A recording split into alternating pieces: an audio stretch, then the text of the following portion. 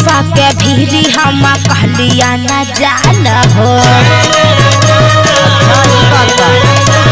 Situation समझना चाहिए ना आपको।